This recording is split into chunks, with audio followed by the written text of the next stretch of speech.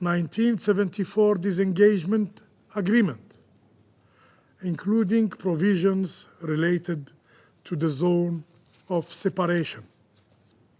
In this regard, we underscore that there should be no military forces, no military equipment or personnel in the area of separation other than those of handoff. Third, an end to the Israeli incursion and the complete withdrawal of its forces from Syria's territory.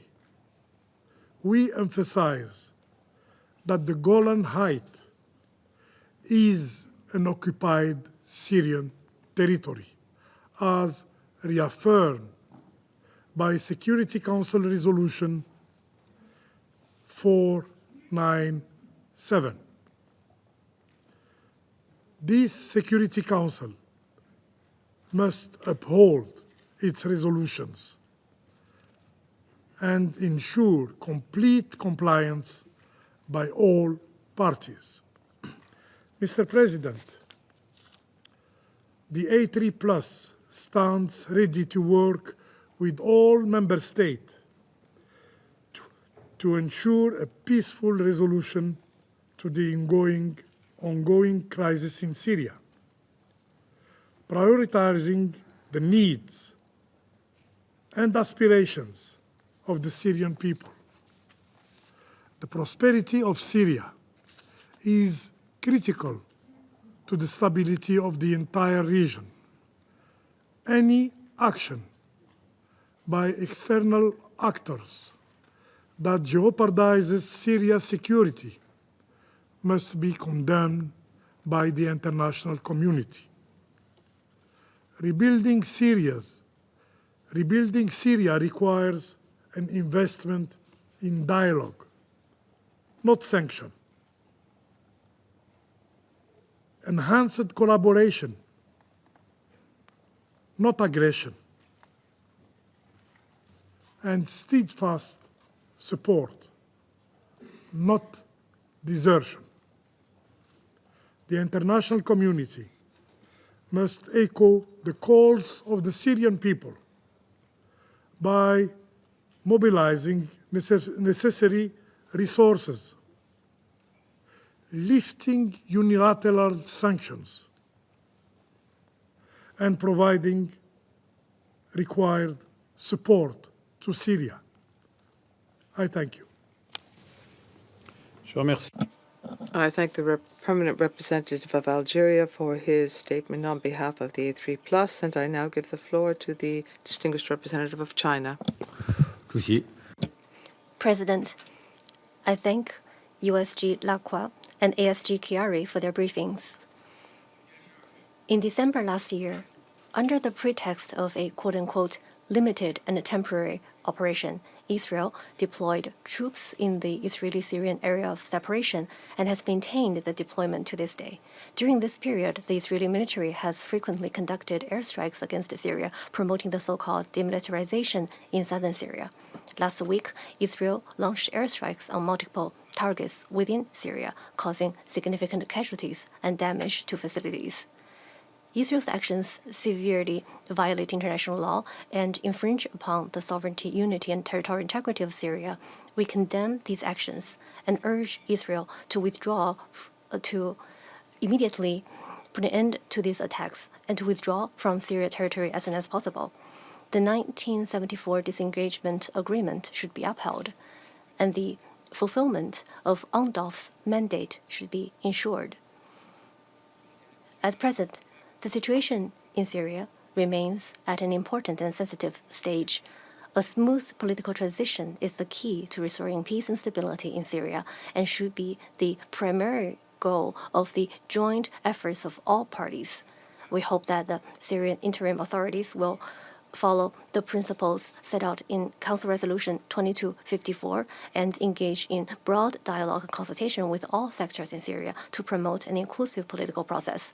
In this regard, we call on all parties to actively support and cooperate with the work of Special Envoy Pedersen. We urge the Syrian interim authorities to advance investigations into the coastal violence incident in a transparent and responsible manner with the timely release of the results and under the oversight of the international community. I also want to reiterate that the Syrian interim authorities should fulfill its counter-terrorism obligations and take decisive measures to combat all council-listed terrorist organizations, including the ETIM, also known as the Turkestan Islamic Party. President, since the outbreak of the current round of the Israeli-Palestinian conflict, the Middle East has been mired in deep turmoil. Recently, Israel, ignoring strong opposition from the international community, has resumed military operations in Gaza, posing further challenges to regional security and stability, which is deeply concerning. We urge all parties concerned to exercise calm and restraint, abandon the obsession with the use of force, refrain from actions that could exacerbate tensions in the region, return to the right track of a political settlement, and resolve their differences through dialogue and negotiation. The international community, especially influential countries, should step up diplomatic efforts and play an active and responsible role in the political settlement of the conflict. China is ready to work with the international community to continue to make unremitting efforts to promote long-lasting peace and stability in Syria and to restore peace and tranquility in the Middle East. Thank you, President. I thank the representative of China, and then I give the floor to the permanent representative of Pakistan. Thank you, Mr. President. We thank you for convening this urgent meeting requested by Algeria and Somalia in response to the latest wave of Israeli aggression against the Syrian Arab Republic. We also thank Under-Secretary General Jean-Pierre Lacroix and Assistant Secretary General Khalid Khiari for their briefings. Pakistan is deeply alarmed by Israel's ongoing and escalating attacks on sovereign Syrian territory. These strikes represent a flagrant violation of the UN Charter, international law, relevant Security Council resolutions, and the 1974 Disengagement Agreement. The recent airstrikes targeting multiple locations in Syria, including civilian infrastructure and urban centers, have caused civilian casualties and pose a grave threat to regional and international peace and security. Such actions further undermine Syria's pursuit of political stabilization and national reconciliation, objectives that are supported by this Council and the wider international community. We echo Special Envoy Pedersen's strong condemnation of these military escalations. As he rightly stated, they undermine efforts to build a new Syria at peace with itself and the region. His warning must be taken seriously. Mr. President, we are witnessing a deeply troubling pattern: continued unprovoked Israeli military aggression, repeated violations of the disengagement agreement, and illegal military presence in the area of separation, and open declarations of indefinite occupation. This blatant disregard for Syria's unity, sovereignty, and territorial integrity must be unequivocally condemned. The Secretary General's latest report also highlighted how Israeli restrictions have severely hampered UNDOF's ability to fulfill its mandate, including planned patrols and freedom of movement. The 1974 Disengagement Agreement remains binding.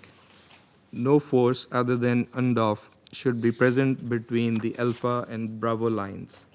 Any unilateral violation of this agreement is unacceptable. Syria's sovereignty and territorial integrity must be fully respected. Israel's occupation of the Syrian Golan remains illegal, and as per Security Council Resolution 497, is null and void.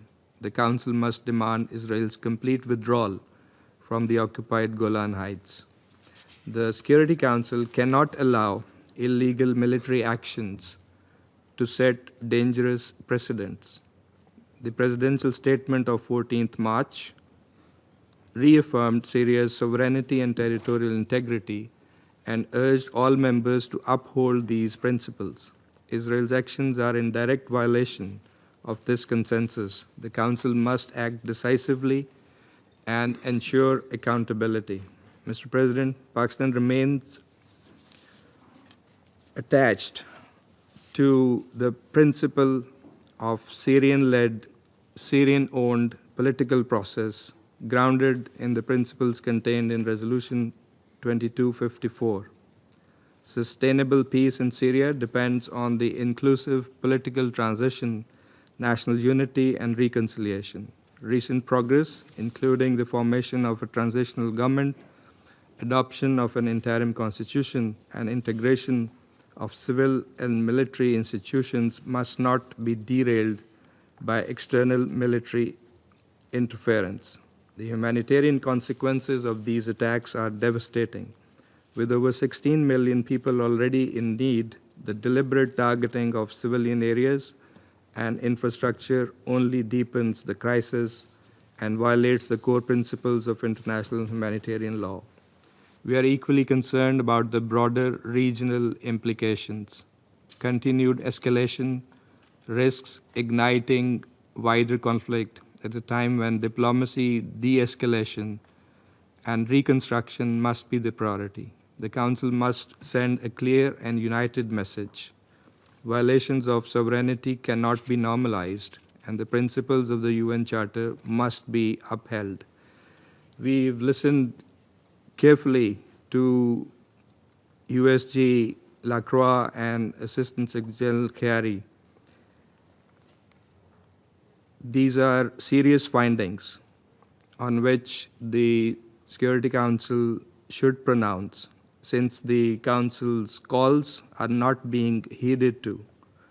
We are ready to work with Council members and the pen holders in this regard. In conclusion, Pakistan stands in full solidarity with the brotherly people of Syria. We reaffirm our unwavering commitment to Syria's sovereignty, political independence, and the right of its people to live in peace, security, and dignity, free from occupation and external aggression. I thank you. Je remercie. I thank the Permanent Representative of Pakistan for his statement, and I now give the floor to the representative of the United States. Thank you, Mr. President. And thank you, Assistant Secretary General Chiari and Undersecretary General Lacroix, for your briefings. As Council members, we should all agree that a stable and sovereign Syria is critical for our collective security. President Trump met with Israeli Prime Minister Netanyahu earlier this week, and they had a constructive discussion on the importance of regional peace, security, and stability. The United States shares Israel's concerns about Syria becoming a base for terrorism, and both our countries have been clear that we oppose malign actors using Syria as a platform to foment instability. We know that ISIS and al-Qaeda continue to plot and conduct attacks within Syria. And we know Hezbollah and other Iran-backed terrorists are trying to regain a foothold in Syria to threaten Israel and other regional states. And we know that terrorists, both Syrian and foreign, were complicit in last month's atrocities in western Syria. In this context, Israel has an inherent right of self-defense, including against terrorist groups operating close to its border. We welcome the Syrian Permanent Representative's March 3 letter to the Council, stating that Syria will not be a haven for terrorism, nor will it be a part of any axes or polarization or become involved in any conflicts or wars that threaten the security and stability of the region. This is a positive message of intent by the interim authorities. As we have said since December 8th, we will judge the Syrian interim authorities not by their words, though, but by their actions. The United States continues to support efforts that will bring lasting stability between Israel and Syria, and we hope to see a restoration of calm so Syrians can live in peace with their neighbors. Broad and enduring stability in Syria will also depend on advancing justice and accountability. We know this is true not only for American families whose loved ones have gone missing in Syria, but indeed for all whose loved ones have been missing. We continue to call on the interim authorities to respect human rights and fundamental freedoms for all, protect minorities, and advance accountability for brutal crimes, including the recent atrocities in Western Syria. We have welcomed recent statements by both Israel and Turkey that they do not seek conflict with one another in Syria. The Council should recommit itself to combating terrorism in Syria, call on Iran and other external actors to stop arming and advising terrorist groups, and urge regional states to rein in the actions of proxies who threaten regional peace and security. Thank you. I thank the representative of the United States for her statement, and I give the floor to the representative of Slovenia. Thank you, Mr. President. I wish to thank USG Lacroix and ASG Chiari for their briefings. Mr. President, 4 months ago, Syrians opened a new chapter, bringing hope for a more stable and secure future. It is clear that many serious challenges lie ahead and will need to be addressed on the path of building a new Syria. Let me make 2 points in this regard. First, a peaceful and secure Syria is in interests of all Syrians, its immediate neighbors, and the wider region. It is equally in the interest of the entire international community. The best way to achieve it is through diplomacy and dialogue. Once again, we urge all parties to refrain from violence and to exercise maximum restraint at this critical juncture. We call on all the states with influence to use it to that end and to promote dialogue and confidence building. Mr. President, we have been saying this for years and we remain resolute. It is vital that Syria's sovereignty, territorial integrity, independence and unity are fully respected. Syrian people need peace and our firm support. So we reiterate our unwavering call for the full respect of international law, including international humanitarian and human rights law. We acknowledge the interest of countries in the immediate neighborhood to ensure that events in Syria do not pose risk to their security. However, we remain convinced that external military interventions in the fragile moment of Syrian transition do not contribute to this legitimate objective. Indeed, they could have a counter effect. In this vein, we condemn the repeated and intensifying Israeli military escalations in Syria, which risk undermining an already fragile security situation in Syria and beyond. We call on Israel to immediately cease the bombings and to withdraw from the zone of separation defined by the 1974 disengagement agreement. UNDOF must be fully able to carry out its mandate, including freedom of movement. Ceasefire must be preserved and the agreement implemented.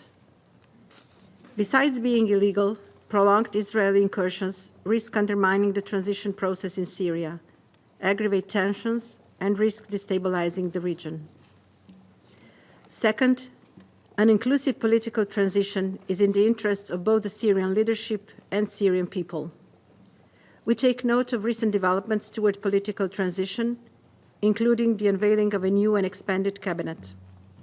In this regard, we encourage the interim authorities to continue working toward a credible, inclusive, and sustainable transition, one grounded in good governance and transparency. This includes the formation of a provisional legislative council and a committee to draft the new constitution, as well as preparations for free and fair elections. This should be in line with relevant international standards and the key principles of the Security Council Resolution 2254. In conclusion, Mr. President, let me reiterate, in a highly unstable regional environment, Syria has a historic opportunity to become a center of peace and security. That requires proactive engagement by all stakeholders. In Syria, it requires the interim authorities to make the right decisions based on an inclusive national dialogue for the benefit of all Syrian people and in full respect of their human rights and freedoms. It also requires increased and continuous regional and international support. And again, it requires respect for the independence, sovereignty, and territorial integrity of Syria. Slovenia remains ready to work with others, both in this Council and elsewhere, to assist Syrians in realizing a new Syria, free, inclusive, and secure in a secure and stable region.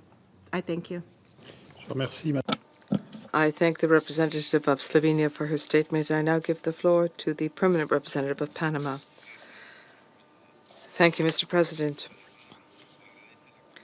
Panama welcomes the holding of this emergency meeting at the request of Algeria and Somalia on the situation in Syria, and we welcome the reports provided by the ASG for the Middle East, Asia, and the Pacific, Mohammed Khaled Khiari, and by USG for Peace Operations, Jean-Pierre Lacroix.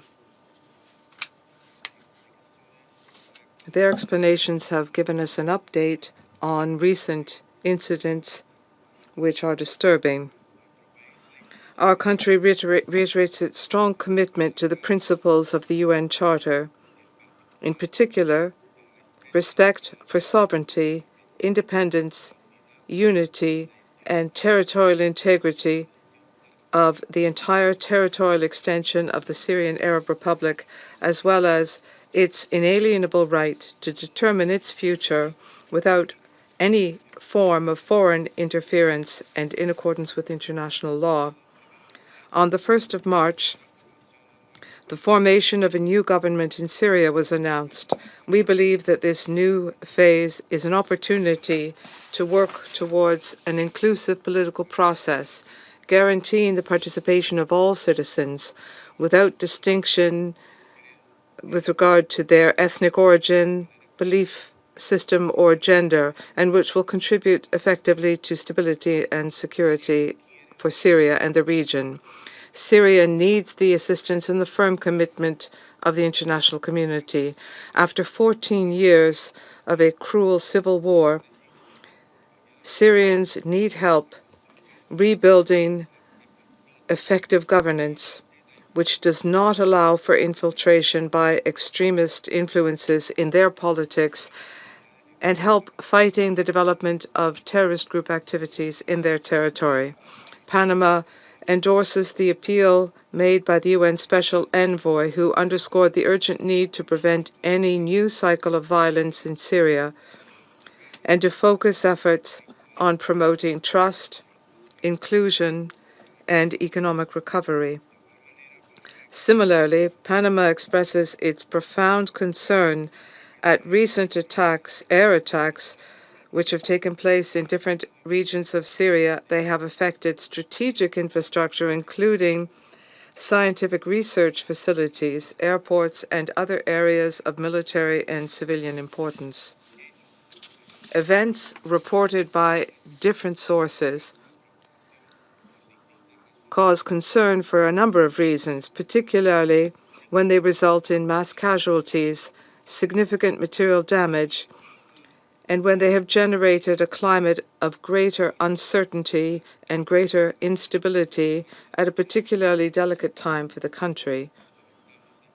We particularly regret the impact that this situation is having on the civilian population, and we underscore the importance of guaranteeing at all times protection for civilians and strict respect for international humanitarian law. Panama takes note of the recent reports by the UN Disengagement Observer Force, which carried out an inspection mission in a number of areas in the south of Syria, including areas in the province of Daraa, impacted by last week's attacks. Access granted to UNDOF and UNDOF's observations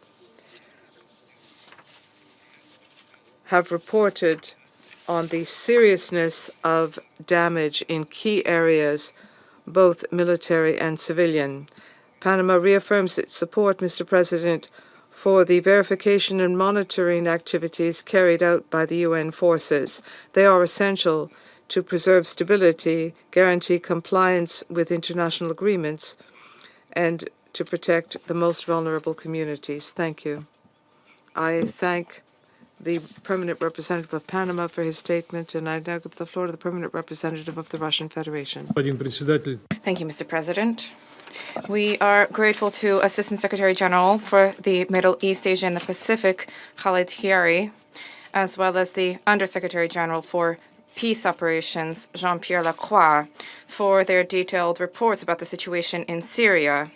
We view today's emergency meeting, which was requested by our Algerian and Somalian colleagues, with the support of the Arab group, as very timely.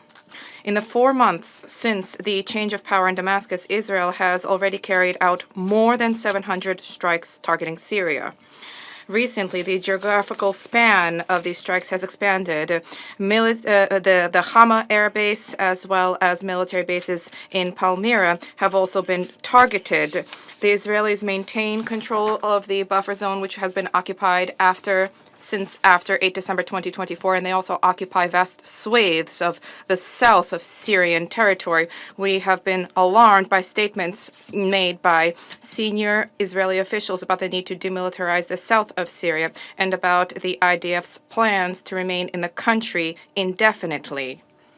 These actions are a gross violation of Syrian sovereignty and territorial integrity, which under no circumstances need to be called into question, regardless of who holds power in Damascus.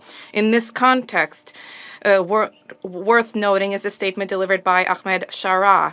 On the 16th of January, he confirmed his country's commitment to the 1974 Disengagement of Forces Agreement and the willingness and readiness to host and defend peacekeepers. And on the whole, despite Israeli acts of provocation, the new Syrian authorities continue not to demonstrate hostile intent vis-à-vis Israel, and they do not pose any real threats to its national security. We wish to recall that in March, at Russia and the U.S.'s initiative, a presidential statement was adopted. Paragraph 4 of this statement calls upon all states clearly to refrain from any action that may further destabilize Syria or interference in its domestic affairs. Furthermore, the Permanent Representative of Israel to the UN, Danny Danon, on the 9th of December 2024, sent to the Secretary General of the UN and the President of the Security Council a letter describing as temporary, limited, and defensive the nature of the measures undertaken by the Israeli army in the south of Syria, including in the deployment area of UNDAF forces. We call upon the Israeli side to, in practice, reaffirm the commitment set out in the letter to the disengagement agreement and to international law, and to, without any preconditions, immediately revert back to compliance therewith. At the practical level, this includes the withdrawal of Israeli army units and the termination of arbitrary strikes. On the whole, we view as nefarious for the security of the entire Middle East any attempts to destabilize Syria or derail efforts to towards normalization of the situation in the country. Only a strong, united, prosperous, and independent Syria, with respect for the rights of all ethno-religious minorities, will be a home for all Syrians. A Syria that embarks upon the path towards national reconciliation with a unified army and security forces, with, among others, experienced Syrian professionals in their ranks, a Syria that will become a reliable and predictable partner for all states in the region. We strongly condemn any attempts to exploit the period of political transformation and economic uncertainty to impose foreign and alien directives upon the Syrian people. Not only such actions will be detrimental to ordinary civilians, Syrian civilians, but they may generate centrifugal processes and spawn prolonged chaos. This must be prevented. Furthermore, we affirm our unchanging and principled position about the sovereignty of Syria over the Golan Heights. We believe that lasting normalization of the situation in Syria is only possible through inclusive intra-Syrian dialogue, which is geared towards the achievement of national consensus and the advancement of a comprehensive political settlement in accordance with the core principles which are enshrined in Security Council Resolution 2254. We believe that the UN needs to play a key role in accompanying the Syrian-led and Syrian-owned political process. We extend our support for the efforts of the UN Special Envoy Geir Pedersen, and we call upon the Syrian authorities to proactively engage with Mr. Pedersen. Mr. President, we wish to separately draw attention to the importance of a transparent and an objective investigation into the recent wave of violence in the coastal regions of Latakia and Tartus, where hundreds, if not thousands, of Alawite, Christian, and other ethnic and religious minority civilians were wounded and killed. We are awaiting the results of the work of the relevant commission which has been put together by the Syrian authorities, the results of which must be promptly brought to the attention of the membership of the Security Council. This demand is also set out in the relevant presidential statement, which inter alia emphasizes the need to expeditiously hold all perpetrators to account. Only on this sound, just, and inclusive foundation is it possible to build a new Syria where the rights of all ethno-religious minorities and all citizens of that country will be upheld. We trust that the Syrian authorities will adopt a constructive approach vis-à-vis implementation of the provisions of the above-mentioned presidential statement. Mr. President, the Russian Federation is a loyal, tried and true friend of the Syrian people. We have been and continue to uphold the sovereignty, independence, unity, and territorial integrity of Syria. We genuinely hope that the Syrians will adopt and implement the right decisions that will guarantee political and social stability in the country, as well as its progressive and sustained development for the benefit of all residents of that state, barring none. We stand ready to help to achieve this as a permanent member of the Security Council, as well as bilaterally. Thank you. I thank the permanent representative of the Russian Federation for his statement, and I now give the floor to the permanent representative of Greece. Thank you very much. By thanking our briefers, Assistant Secretary General Chiari and Under Secretary General Lacroix, for the valuable information they have provided. Today, I would like to highlight the following 3 points. First, the sovereignty and territorial integrity of Syria must be respected by all. Syrian sovereignty has been systematically violated. We reiterated our call for the full implementation of the 1974 disengagement agreements and emphasized the responsibility of all parties to uphold international obligations.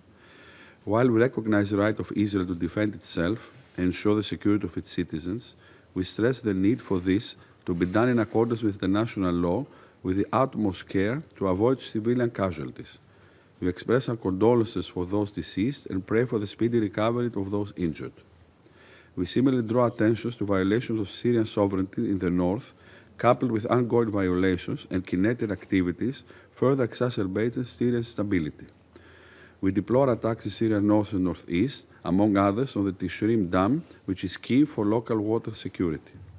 Greece continues to stand firmly in support of Syria's sovereignty and territorial integrity, stressing that a united, secure and peaceful Syria is the best way to ensure the well-being of its people and regional stability for Syria and its neighbors.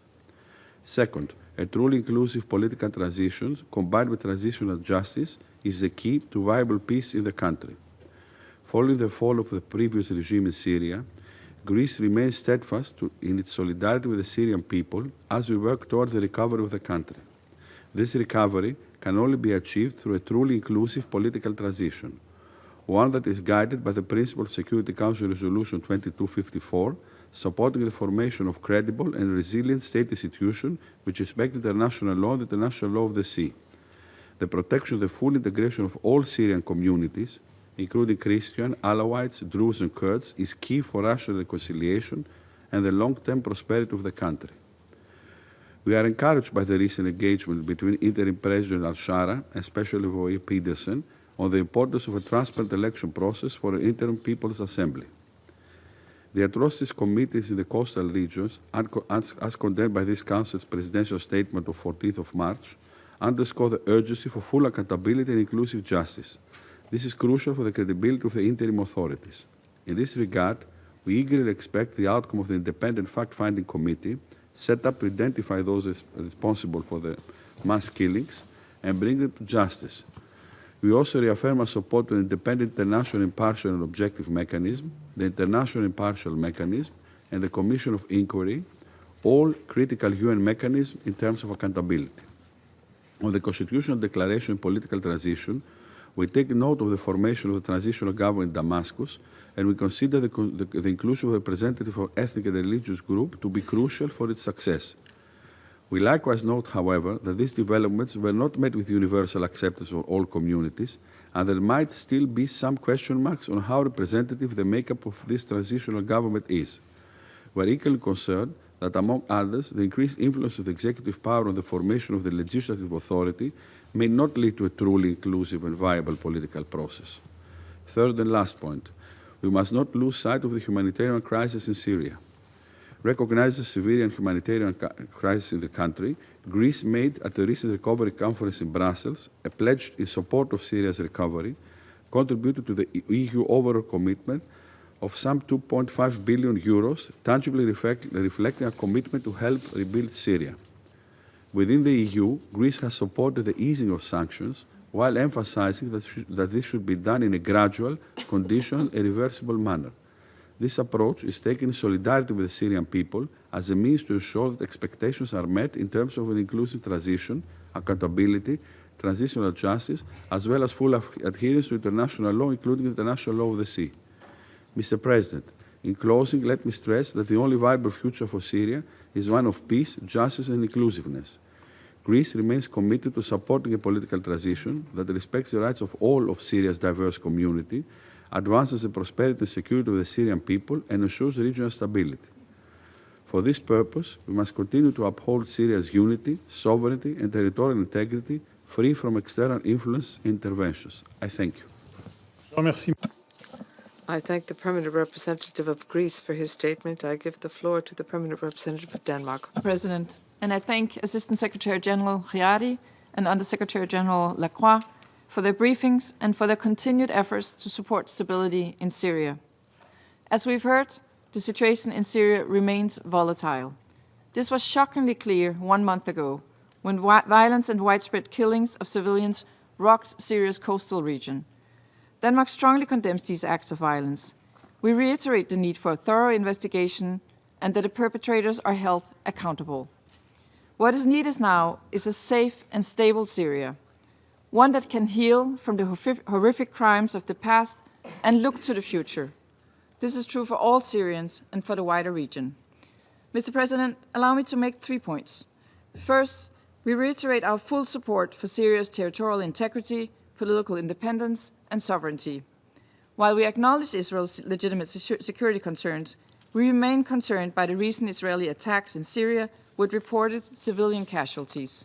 Let us be clear. Attacks against strategic infrastructure are not going to create a more stable Syria. These developments will only further fuel tensions and insecurity. Instead, the focus should be on our collectively addressing security concerns, including presence of ISIL and other terrorist groups, and the reported remaining chemical weapons in Syria. Second, Mr. President, we reiterate our full support for UNDOF and for the 1974 agreement. We call for the full implementation of the 1974 agreement between Syria and Israel. For decades, UNDOF has worked to address both Israel's and Syria's security concerns. We are deeply concerned by Israeli statements that its presence in the area of separation in the Golan Heights could be for an unlimited period. UNDOF must be allowed to implement its mandate unhindered. Accordingly, Israel must withdraw from the area of separation. Third, Mr. President, let me reaffirm Denmark's steadfast support for a genuine political transition in Syria in line with Resolution 2254, the National Dialogue, the Constitutional Declaration, and the recent announcement of the Syrian Transitional Government are all steps to this end. We further underline the importance of a truly inclusive transition where Syrian women are fully represented. This is all taking place against the backdrop of a dire economic situation with profound humanitarian consequences for the people of Syria. While the response to immediate needs remain critical, this crisis can only be addressed through sustained support for recovery and reconstruction.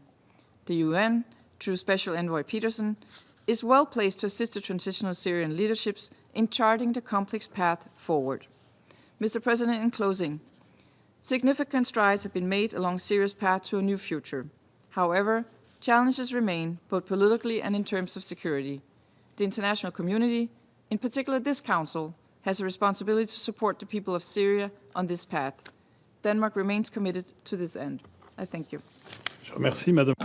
I thank the permanent representative of Denmark for her statement. I now give the floor to the permanent representative of the Republic of Korea.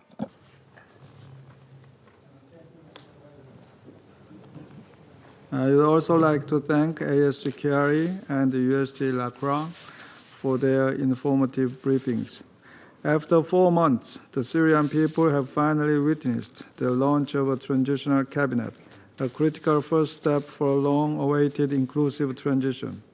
However, Syria once again finds itself caught in a web of escalating geopolitical tensions, hampering its prospects for recovery and reconciliation after decades of unbearable suffering.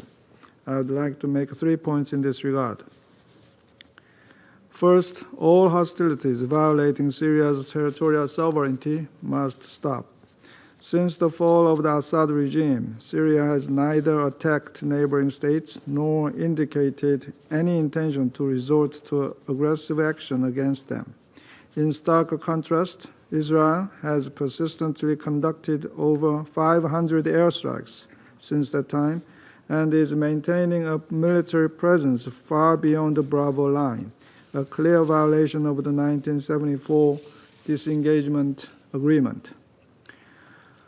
While we acknowledge Israel's security concerns, including risks of terrorism, we emphasize that such concerns cannot serve as justification for the use of force against a neighboring state and its civilians, particularly in the absence of a clear evidence of an imminent threat. The right to self-defense, as enshrined in international law, is temporary and contingent, not open-ended. As such, we express our grave concern over Israel's assertion that it will maintain an indefinite presence on Syrian land. And we urge Israel to live up to its obligations under the UN Charter and the 1974 agreement. This includes returning to its prior commitment of ensuring freedom of movement for UNDOF. We also call upon the UN and those with influence over the parties on the ground to pursue a sustainable resolution that respects the sovereignty of Syria and promotes long-term regional stability. Second, we urge all parties to prioritize the safe and verifiable destruction of Syria's chemical weapons stockpiles. We express deep concern over Israel's airstrike last week, targeting the vicinity of Scientific Studies and Research Center in Barzah, a site known to have been involved in developing chemical and missile technologies during the Assad era, and which was inspected by OPCW Secretariat during their visit last month. As the OPCW Director General said last December, such airstrikes not only risk contamination, but lead to the destruction of valuable evidence for investigations related to past chemical weapons use. Moreover, they may impede the growing momentum in cooperation between the OPCW and Syria. We therefore urge all relevant actors to refrain from actions that may undermine the full implementation of the Chemical Weapons Convention in Syria. Third, we urge the transitional government to advance a more inclusive political process in line with Resolution 2254. While external threats continue to pose challenges, Syria's internal stability is equally at risk as a result of ongoing sectarian violence and exclusion from the political process, a situation that could be addressed through better planning and improved communication. In this regard, the United Nations stands as a capable and willing partner. With its long-standing experience in facilitating political transitions, Through both political engagement and technical assistance, the UN is uniquely positioned to provide vital support for narrowing existing capacity gaps and rebuilding trust.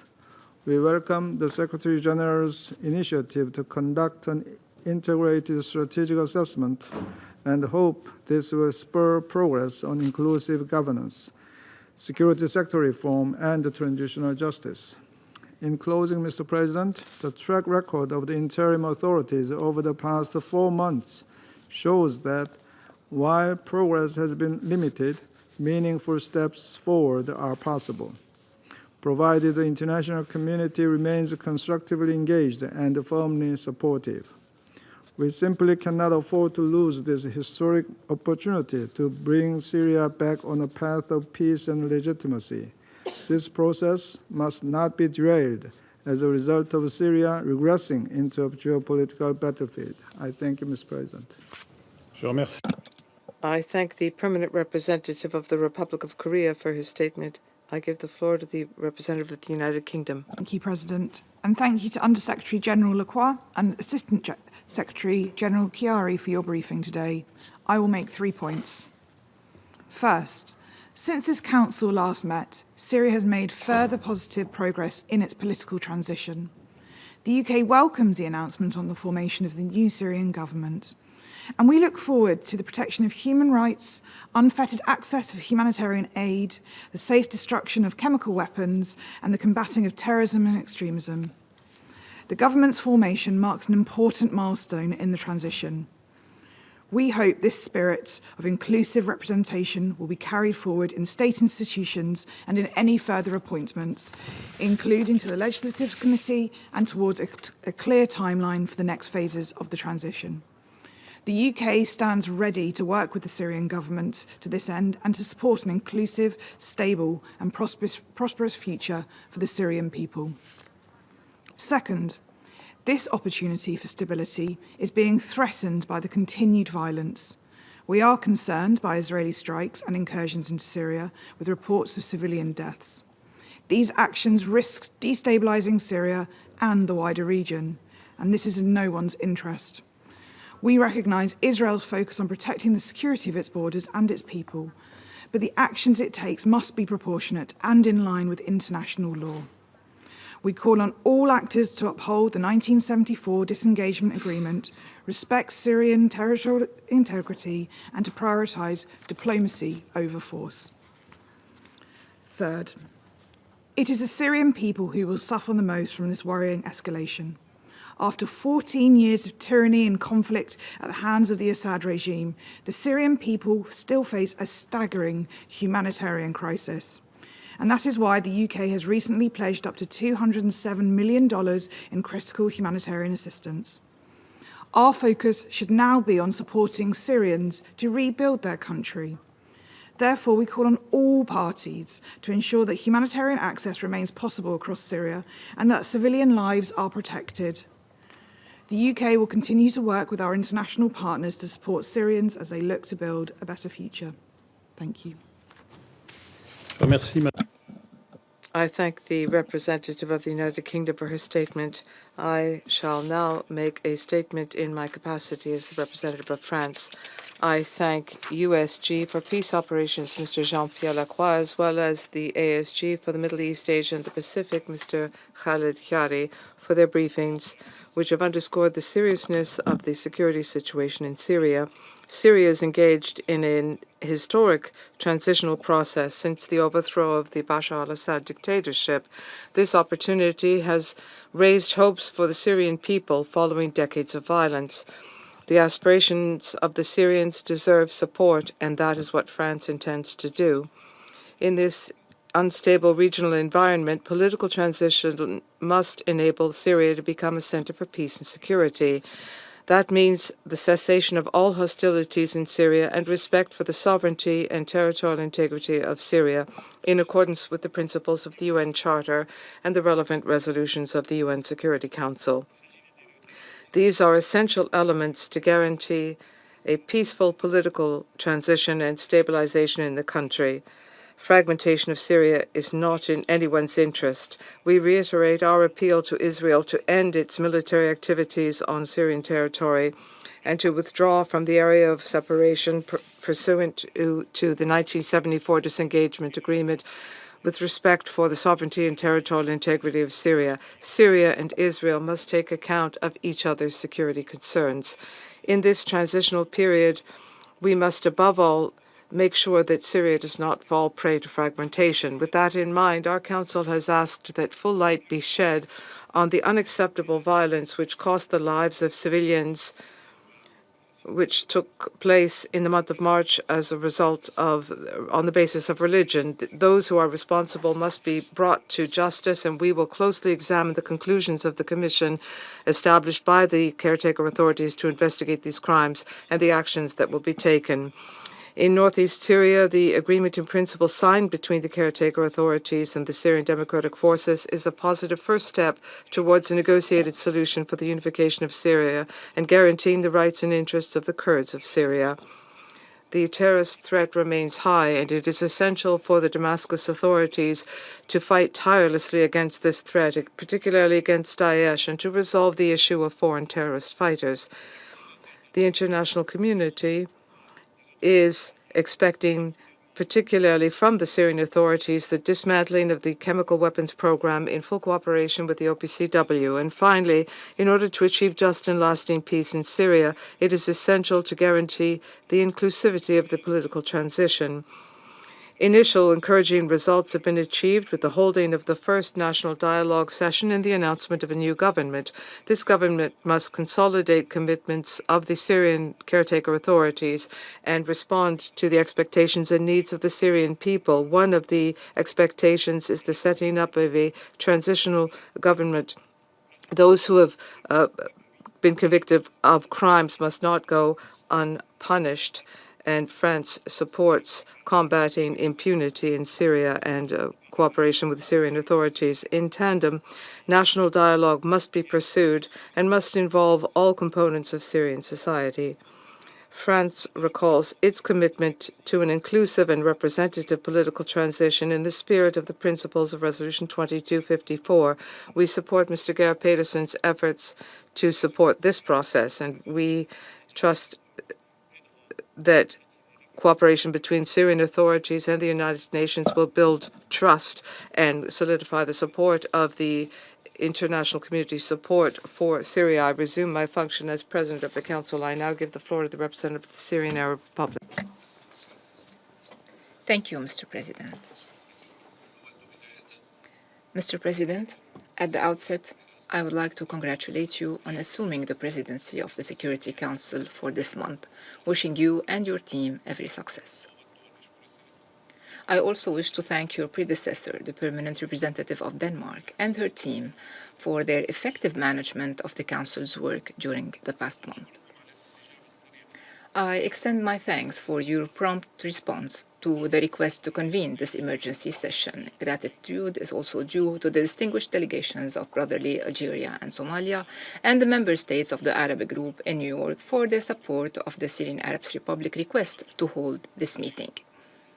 I also thank Mr. Jean-Pierre Lacroix, the Under-Secretary General for Peacekeeping Operations, and Mr. Khiari, the Assistant Secretary General, for their briefings. I also welcome Ms. Liwa Anita Asma, head of UNDOF, with us in this session today, and I thank her and her team for their efforts to uphold UNDOF's mandate. Mr. President, a majority of UN member states, including within this Council, have emphasized over the past 4 months the need to support Syria and the Syrian people during this sensitive phase of their present and future.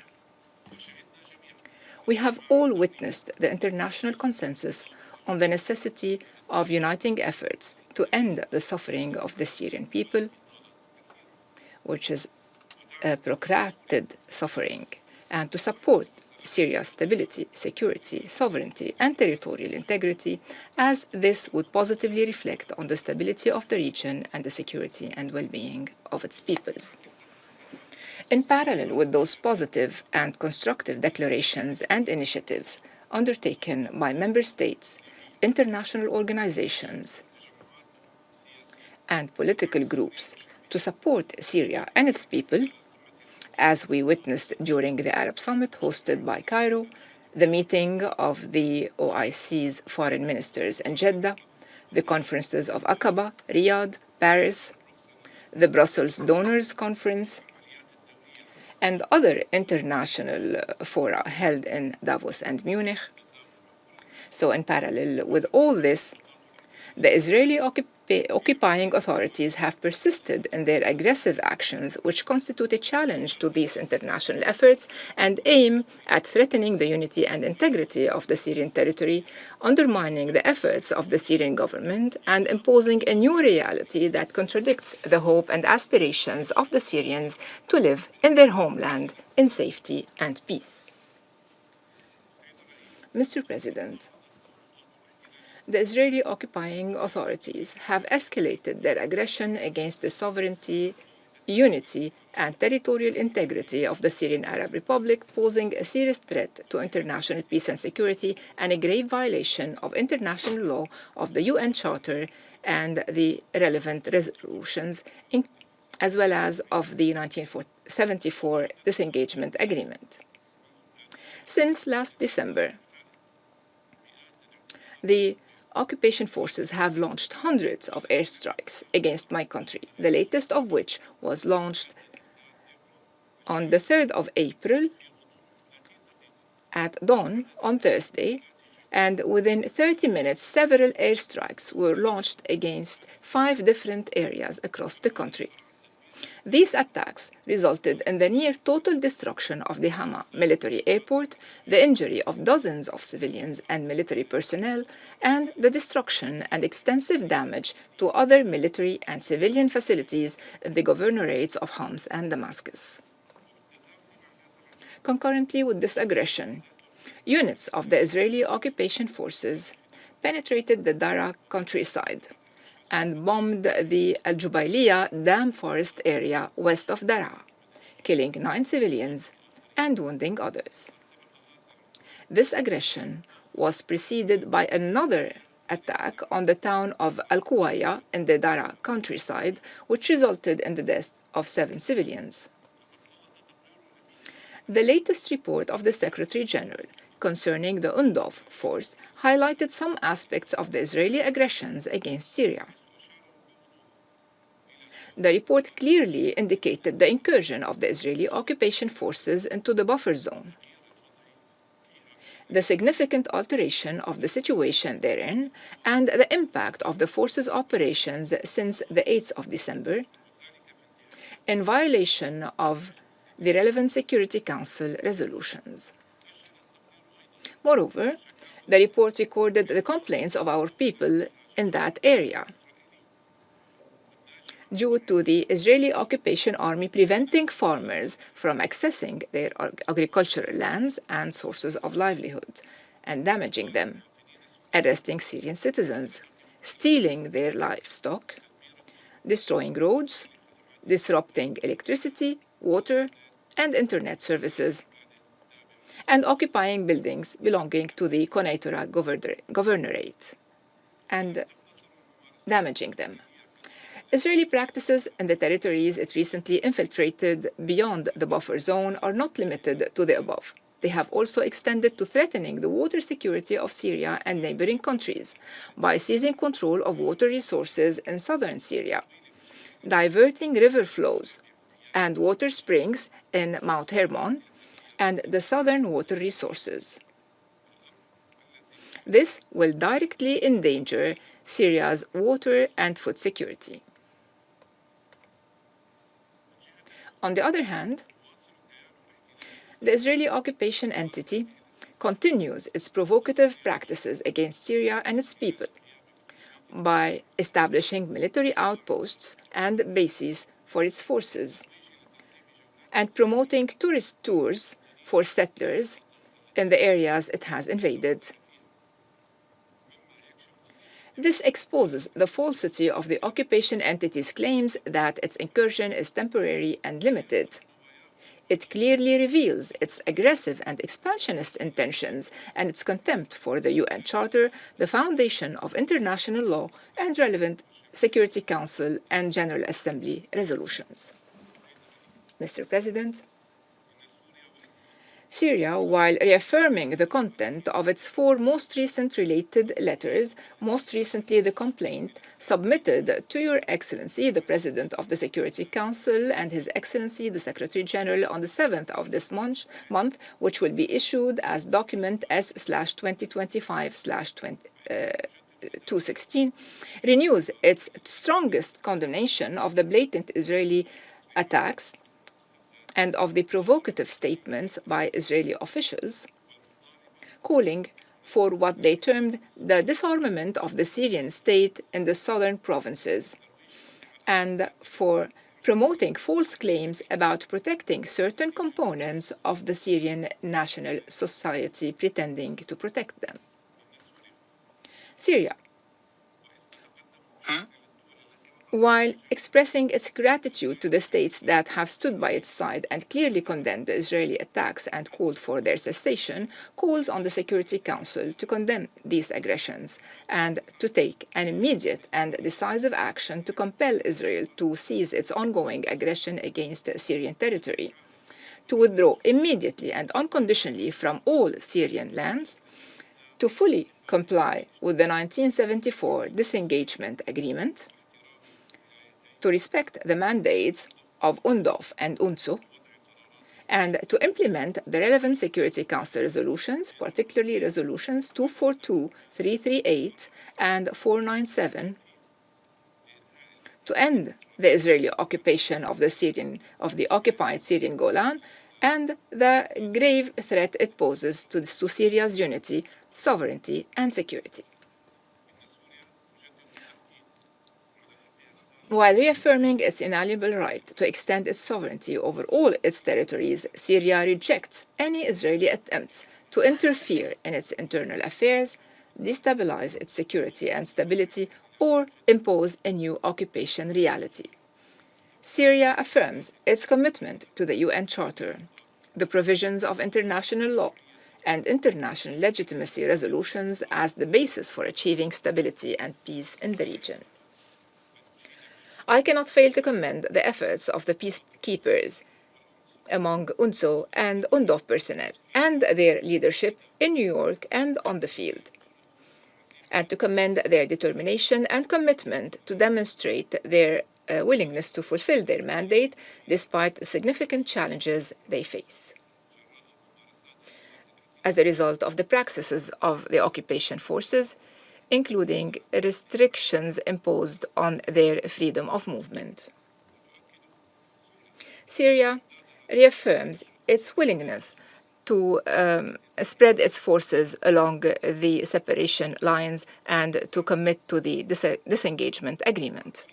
In conclusion, Mr. President, with every day that the Security Council delays upholding its responsibilities in maintaining international peace and security and ending the ongoing Israeli aggression against my country, the potential for instability increases, and the threat posed by this aggression to the region and to my country, Syria, and all the peoples of the region grows. Attempts to impose solutions by force and to give precedence to the law of force over the force of law are doomed to failure, not to mention that they do not serve regional stability and they contradict the strenuous efforts being made to consolidate the values and culture of peace in the region and advance it towards prosperity and development. Thank you, President. I thank the representative of Syria, and I give the floor to the permanent representative of Libya.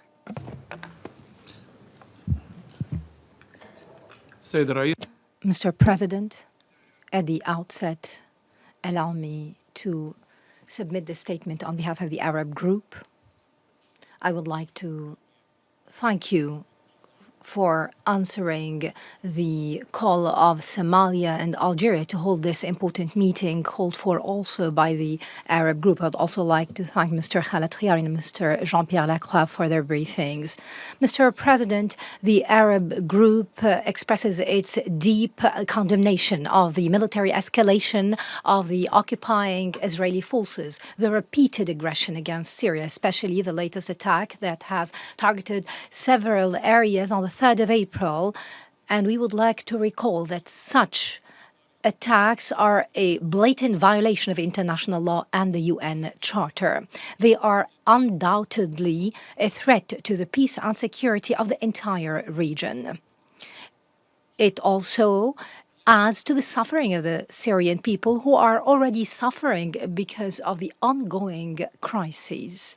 The attacks of the occupation forces that targeted 5 different positions, including the destruction of the Hama military airport almost completely and the huge damage to several civilian and military positions in Homs and Damascus, are only part of a series of attacks that aim at undermining the security of Syria. It also is a threat to the safety and security of the Syrian people and hinders the regional and international effort to bring about stability in the region. The Arab group underlines that such attacks are not only a violation of the peace, security, and territorial integrity of Syria, but also a total and blatant undermining of the security of Syria and the resolutions of this council, including 242, 338, and 497, that calls to end the Israeli occupation of the Syrian Golan. It's also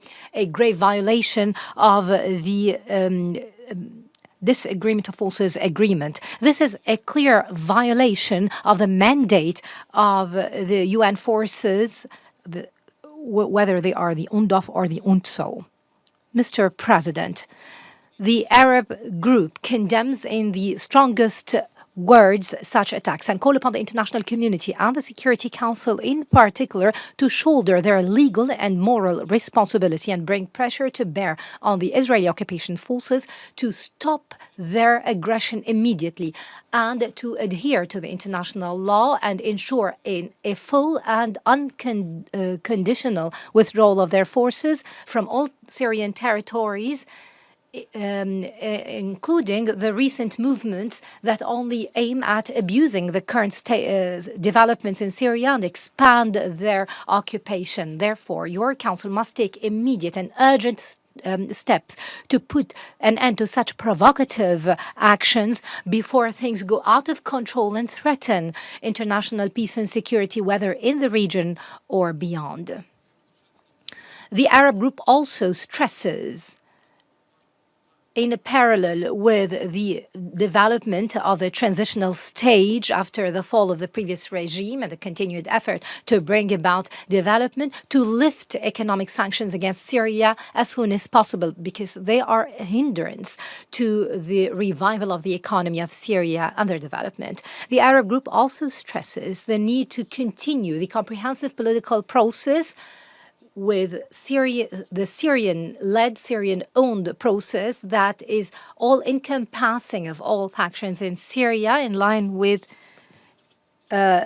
Security Council Resolution 2254. This will be part of international effort aimed at supporting peace and prosperity in Syria. In this vein and in the same context, the Arab group also condemns the continued occupation of the Israeli forces of 5 areas in southern Lebanon, including new areas that were not occupied before, which is a huge violation of the sovereignty of Lebanon and Resolution 1701 and the agreement between the two countries. We stress that the Security Council must shoulder its responsibility and compel the Israeli occupation forces to fully and immediately withdraw without any conditions from all occupied Lebanese territory.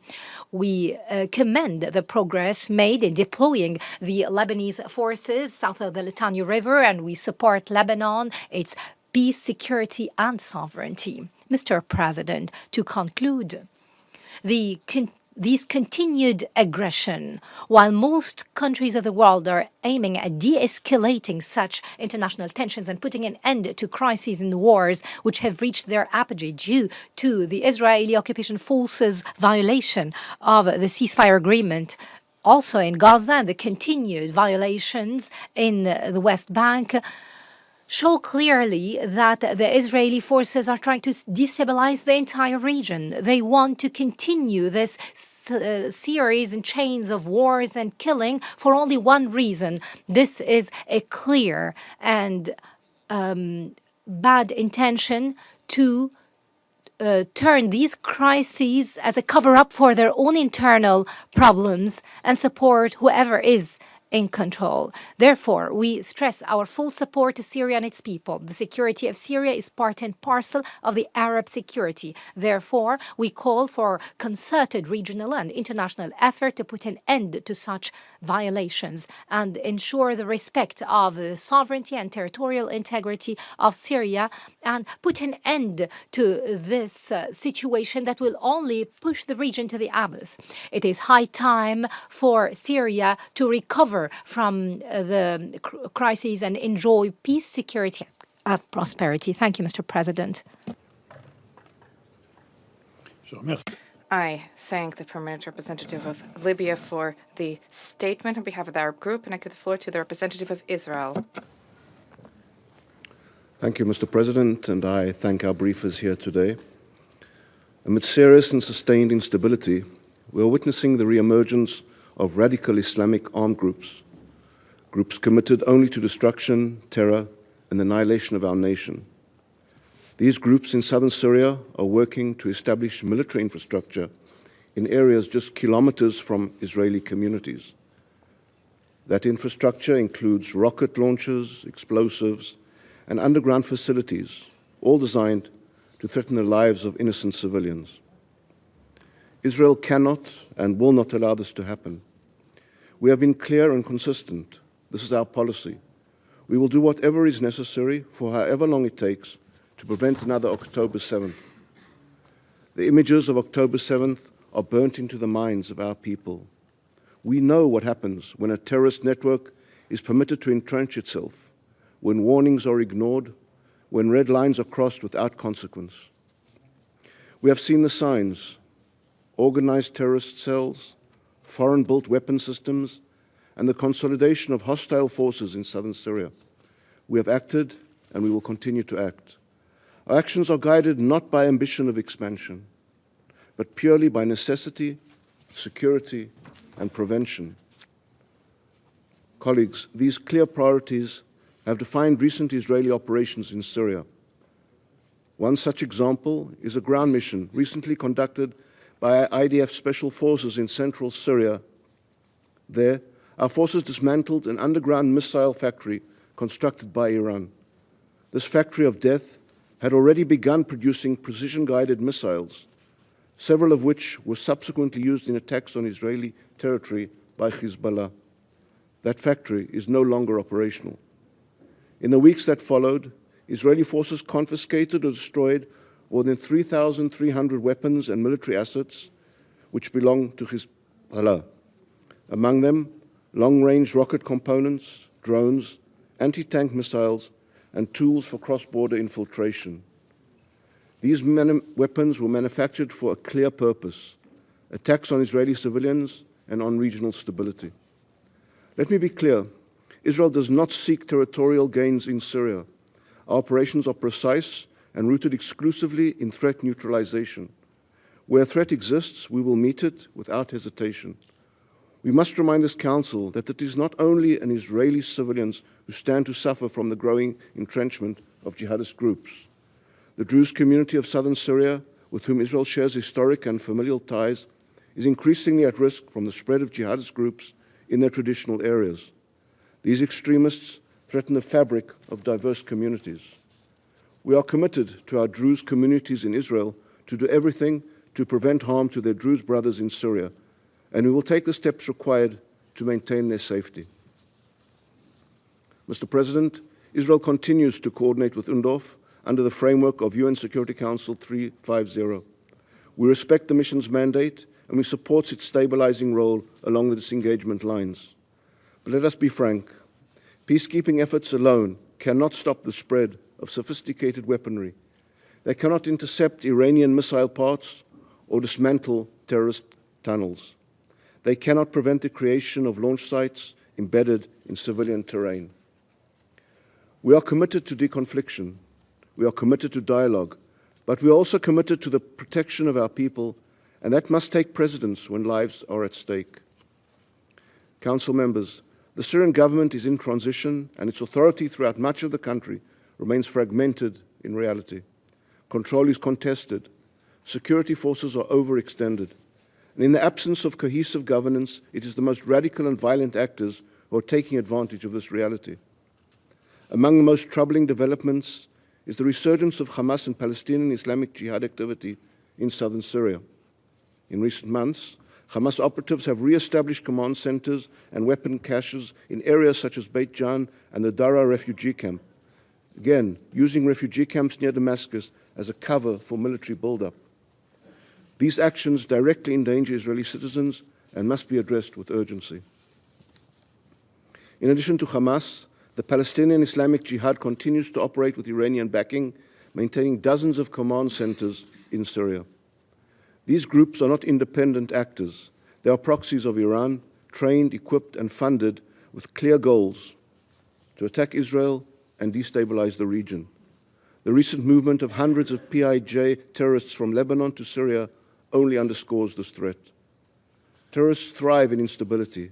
This is not theoretical. It is a pattern, one you have seen and discussed too many times in this chamber before. The Council must acknowledge this reality. Southern Syria is vulnerable to becoming a forward base for extremist groups unless the international community, including this body, treats the situation with the urgency, seriousness, and clarity it demands. Israel's position is principled and consistent. We will act to prevent the consolidation of terrorist groups along our borders. We will maintain a demilitarized buffer zone to keep civilians safe. We will support humanitarian cooperation with threatened communities, especially the Druze. We'll engage constructively with international mechanisms. Above all, we will continue to dismantle, disrupt, and deny the ability of our enemies to prepare for the next war. This is not escalation, it is protection. It is what every responsible nation would do in our position, and what any government here would demand if the same threats were directed at its citizens. We urge this Council to adopt a posture grounded in realism, not political rhetoric. The challenges in Syria are not going away. If left unaddressed, they will grow and they will not remain confined to one border. The international community must understand what is at stake, not just for Israel, but for all those who wish to see this region free from the grip of terror. We should all remember that a selective approach by this Council, scrutinizing Israel while turning a blind eye to state and non-state actors fueling terror and chaos in Syria, will not serve the cause of peace and stability.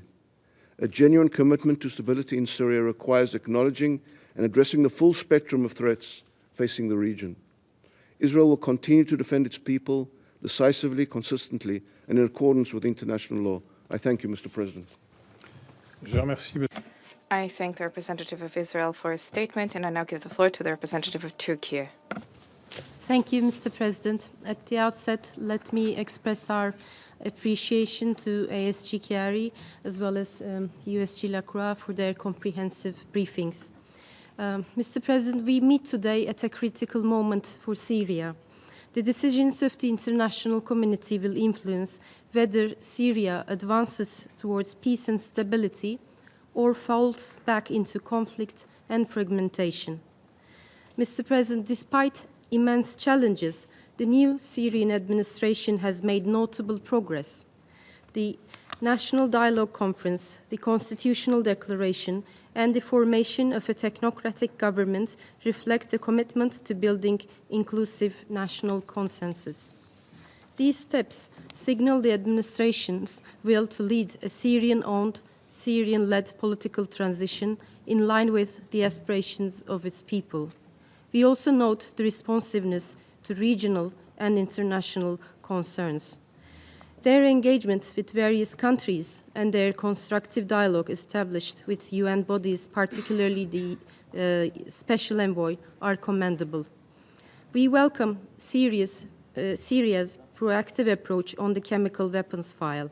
Its firm commitment to the complete destruction of remaining stockpiles is commendable. The Syrian authorities granted full access to the relevant sites and extended full cooperation to the OPCW technical team. Taken together, these steps point to a readiness to open a new chapter based on constructive engagement with the international community. The Syrian authorities have also made clear that they harbor no hostile intent towards their neighbors. Mr. President, despite these positive signs, Israel continues its unprovoked aggression against Syria. Repeated airstrikes and land incursions without justification violate Syria's sovereignty and threaten regional stability. We echo, therefore, the condemnation expressed by the Special Envoy. This Council must act urgently to prevent further escalation. Israel's military actions not only undermine Syria's internal security, but also regional stability. They also weaken Syria's capacity to fight Daesh, directly harming our collective counter-terrorism efforts. Strikes on suspected chemical storage sites raise serious risks and hinder accountability. Syria's sovereignty, territorial integrity, and unity must be fully respected. We call on the international community, especially this Council, to end Israeli aggression and ensure full implementation of the 1974 Separation of Forces Agreement. Mr. President, eliminating terrorist organizations in Syria, including Daesh and PKK, YPG, the so-called SDF, remains essential for lasting peace and unity. We prioritize cooperation with regional countries to address shared security threats. Last month's meeting among Turkey, Jordan, Iraq, Lebanon, and Syria is a strong example of regional ownership and collective resolve. We are closely following the agreement reached between the Syrian administration and the so-called SDF. Terrorist structures must be dismantled. All armed elements must surrender their weapons to the Syrian state. All terrorist entities must be removed from Syrian territory. Security responsibilities of detention centers and camps in the northeast must be swiftly transferred to the Syrian administration. Turkey stands ready to cooperate with Syria on this vital task. Mr. President, failure in Syria is not an option. A successful political transition is imperative, not only for Syria, but also for regional stability. We must support the Syrian government to build on recent gains. Yet, humanitarian funding for Syria remains insufficient. We call on all members of the international community to mobilize resources for urgent humanitarian needs and Syria's reconstruction. Barriers to cash flow and investment must be lifted. All sanctions should be removed unconditionally to enable Syria's integration and allow its people to rebuild their lives. The international community bears a collective responsibility to help the Syrian people recover with dignity. It is time to demonstrate genuine solidarity. I thank you, Mr. President. I thank the representative of Turkey for her statement. There being no further names inscribed on the list of speakers, the meeting stands adjourned.